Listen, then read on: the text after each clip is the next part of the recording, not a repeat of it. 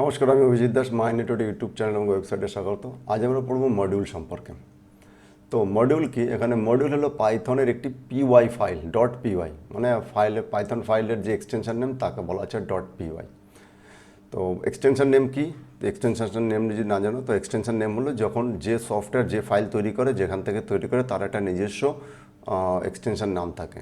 User ফাইলে যে কোনো নাম দিতে পারে, কিন্তু ওই সফটওয়্যার নির্দিষ্ট যে নাম দেয় তাকে বলা হচ্ছে এক্সটেনশন নেম। আমাকে এই এক্সটেনশন নেম থেকে আমরা কী বলি, কোনো ফাইলকে চিনতে পারি, এটা কোথা থেকে এসছে, কী ধরনের ফাইল, সেই সম্পর্কে। তো এখানে ডট পিওয়াই ফাইল, তো ডট পিওয়াই ফাইল মানে কি? আমাদের পাইথন ফাইল। তো যেখানে কি ফাংশন, ভেরিয়েবল, ক্লাস ইত্যাদি লেখা থাকে এবং যেগুলো অন্য প্রোগ্রামে ইম্পোর্ট করে ব্যবহার করা যায়। অর্থাৎ কি এখানে দেখো, সহজ ভাষায় বলেছে মডিউল ইকুয়াল টু কোড সংরক্ষণের লাইব্রেরি বা ফাইল।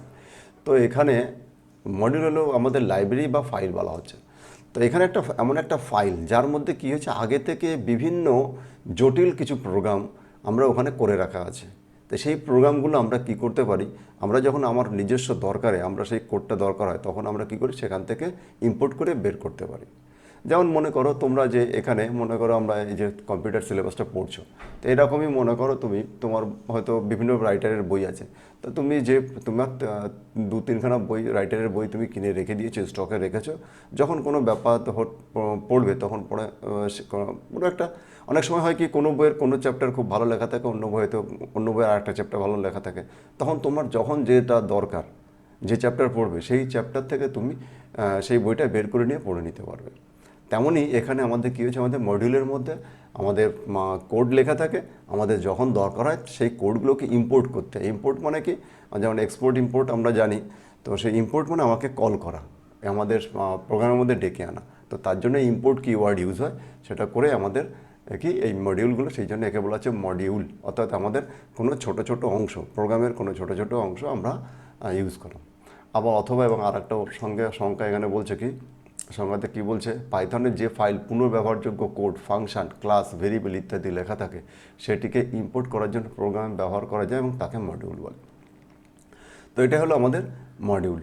তো এখানে মডিউল আমরা মডিউল তৈরি করব, কোড পুনরায় ব্যবহার করে, রিইউজেবল। অর্থাৎ কি আমরা বিভিন্ন কোড বারবার না লিখে আমরা শুধুমাত্র এক জায়গায় লিখেছি, তাকে সেখান থেকে আমরা অ্যাক্সেস করছি। যেমন কি আমরা মনে করো তোমার ফেসবুকে তুমি তোমার কোনো একটা ছবি পোস্ট করেছো।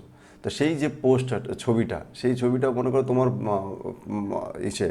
তোমার ফলোয়ার যদি 1000, 1,00,000, 1,00,000 থাকে, কিন্তু তারা কিন্তু সবাই ওই ফাইলটা কিন্তু তৈরি করছে না, সে এক জায়গা থেকে তারা দেখছে, এক সার্ভার থেকে দেখছে। তাহলে আমি একটা ফাইল তৈরি করলাম আর আমি অনেক লোক সেটা ইউজ করতে বললো। মডিউল ঠিক তেমনি, আমাকে এই যে মডিউল, এই পাইথন প্রোগ্রাম ইউজ করে কতজনে কত রকমের সফটওয়্যার তৈরি করছে, কত কোম্পানি, কত লোক, এর উপরে কত লক্ষ লক্ষ লোক কাজ করছে। তা সবাই যদি সব কোডিং বারবার করে নিতে হয়, তাহলে আমাদের কাজের ওয়ার্কফ্লো অনেক কমে যাবে। তো সেই জন্য সেখানে আমাদের এই পাইথন ওআরজি আমাদের কিছু মডিউল বানিয়ে দিয়েছে, যাতে আমরা খুব সহজে, যারা কাজ করে তারা সহজে কাজ করতে পারে। বা এটা অনেকটা একটা টুলসের মতো বলতে পারো, যে একটা টুলস বানিয়ে দিয়েছে, সেই টুলস দিয়ে যে যার মতো কাজ করে। বড় প্রোগ্রাম ছোট ছোট ভাগে ভাগ করা যায়, তারপরে কোড পরিষ্কার ও সংগঠিত রাখা হয় এবং টিম ওয়ার্ক সুবিধা হয়, অর্থাৎ পার্টিকুলার নির্দিষ্ট কাজ করা যায়। তো এরকমই আমাদের মডিউল খুবই গুরুত্বপূর্ণ জিনিস। আমাদের মডিউল ব্যবহার করা যে যত শিখবে, তত প্রোগ্রামটাকে তত ফাস্ট করবে এবং সে তত আমরা সেই এই সফটওয়্যারে বা এই ল্যাঙ্গুয়েজে সে মাস্টার তো হবে। তারপর আছে কি আমাদের মডিউলের প্রকারভেদ। মডিউল কি, বিল্ড ইন মডিউল আর user defined module. Build in module মানে আগে থেকে তৈরি করা আছে, যেমন ম্যাথ, র্যান্ডাম আর আমাদের স্ট্যাটিস্টিক্স। আমরা যে আমাদের সিলেবাসে যেটা আছে, এই যে ম্যাথ, র্যান্ডাম অ্যান্ড স্ট্যাটিস্টিক্স, এবং তা বাদেও আরও অনেক মডিউল আছে, ওয়েস, ডেটা অ্যান্ড টাইম। তো আমরা যে সিলেবাসটা আছে, শুধু সিলেবাসটা পড়বো, কিছু ডেটা অ্যান্ড টাইমেরও ফাংশন আছে, সেটাও তোমাদের দেখিয়ে দেবো, কিন্তু সিলেবাসের বাইরে সেটাও তোমাদের দেখিয়ে দেবো। কারণ এগুলো জানা থাকলে কীভাবে আমাদের কোনো কাজ হয়, যেমন লটারি হয়, গেমিং হয়, গেম খেলো, সেটা অ্যাকচুয়ালি কীভাবে হয়, সেগুলো সম্পর্কে বুঝতে পারবে। তো এটা হলো আমাদের মডিউলের প্রকারভেদ। তো মডিউলের মেনলি হলো বিল্ড ইন কি, আগে থেকে পাইথন যেটা তৈরি করে দিয়েছে সেটাগুলো হচ্ছে বিল্ড ইন মডিউল। আবার ইউজার ডিফাইন্ড মডিউল কি, ইউজার ডিফাইন্ড মডিউল অনেক সময় দরকার হয়, যে আমি যখন কোনো একটা বড় সফটওয়্যার তৈরি করছি, তখন আমার সেই ধরনের কিছু কিছু কাজ বারবার বিভিন্ন জায়গায় কাজ হবে। তো কোম্পানি তো অল ওভার ওয়ার্ল্ডে কার কখন কি দরকার সেটা তো সবসময় জানা সম্ভব না। সেই জন্য সে কী করেছে, একটা স্ট্যান্ডার্ড একটা লাইব্রেরি বানিয়ে দিয়েছে। সাধারণত মানুষের এইগুলো তৈরি লাগতে পারে, সে তখন সেটাকে তৈরি নিয়েছে। এরপরে কি করে, এরপরে মানুষ যখন নিজের মতো করে তৈরি করে নিতে পারে তখন তাকে বলা ইউজার ডিফাইন্ড মডিউল। তো আমরা user defined module and user defined function, আমরা এর পরবর্তী যে আমাদের আমাদের চ্যাপ্টার আছে পাইথন ফাংশন, সেখানে আরও ডিটেলসে একটু ভালো ভালো করে পড়বো। তো এখানে আমরা ইউজার ডিফাইন্ড মডিউল সম্পর্কে এখানে আমাদের এই লেসনে নাই, আমরা মেনলি বিল্ড ইন মডিউলের উপর আমরা ফোকাস করব। তার মধ্যে ম্যাথ, র্যান্ডাম এবং স্ট্যাটিস্টিক্স, এই তিনটের উপরে পড়বো।